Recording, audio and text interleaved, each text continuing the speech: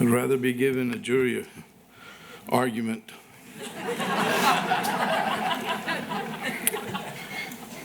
It is truly humbling to be honored with such an outstanding group. As many of you know, two of the major influences in my life are family and the University of Texas Law School. Growing up in an Hispanic culture, family was and continues to be all important.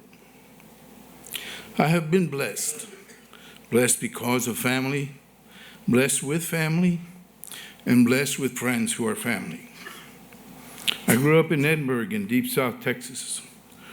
From a young age, I learned how important family was. My family encouraged, supported, and helped to shape me into the person that I would become. They recognized the importance of an education. As I worked my way through the George Washington University in DC, family was always there with encouragement, visits, and support. Getting tortillas every once in a while was a true treat. But the most important thing was that family was always there with letters from parents, brothers and sisters, making sure that I knew I was loved and supported. Tonight I'm blessed to have my sister Alicia and my brothers Joe and Romeo, a Vietnam War veteran, here with us. Thank you all for joining us. In the fall of 1965, I and about 1,500 other students attended UT Law School. Among the members of my 1L class, Bob Tannehill, Richard Brand, Gaylord Armstrong, Amador Garcia, R.E. Thompson, Lonnie Morrison, David Arledge, Jay Westbrook, and a few others became like brothers. We studied together, worried together, and got ourselves through together.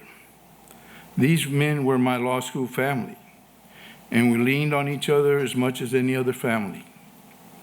Indeed, they supported us when we approached Dean Keaton about the fact that there were so few Hispanics in law school. Our graduating class in 1968 had 8 Hispanics out of a class of 435 students. Women were not as good. There were only 7. Dean Keaton listened and promised to do something about it. A couple of years later, Professor David Robertson began coming to colleges in South Texas trying to recruit students to the law school. Today, the numbers are reflective of the changes that have occurred in our university and law school. The entering class of 2023 has 288 students, 40 Hispanics, and 136 female. Improvements indeed, but we must continue to strive to recruit more minorities to the law school. It would therefore not be surprising that I would start out in a law firm that emphasized family and community involvement as much as legal work. Mr. Ben Hardy, my mentor, instilled in me the understanding that taking care of family and clients meant giving back to our community. He made me realize that being blessed with an education came with the duty to help those less fortunate. I have followed that path and encouraged those that join me to do the same. What I did not know at the time is how much helping others helped me. You see, in helping others, you're also helping yourself.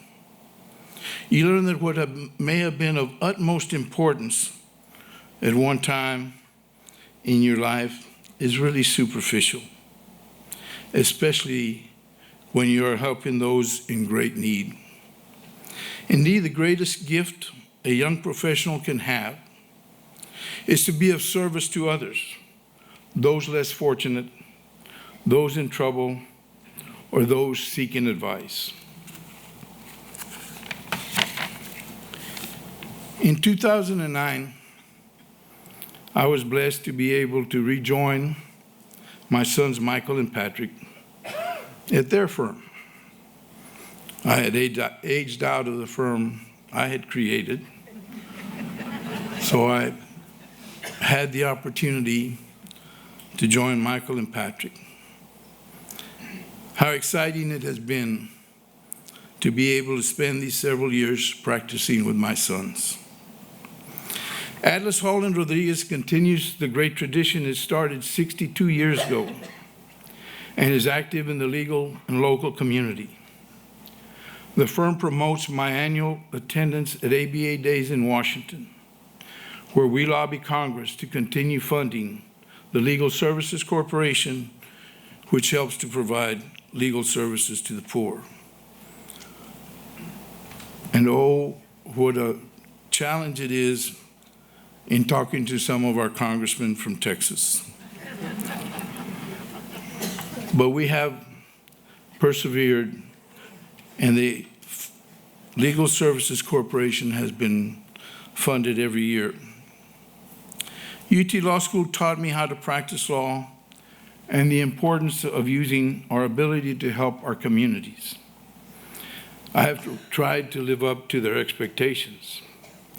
I realize, though, that whatever contributions I have been able to make, it is all because of family and friends.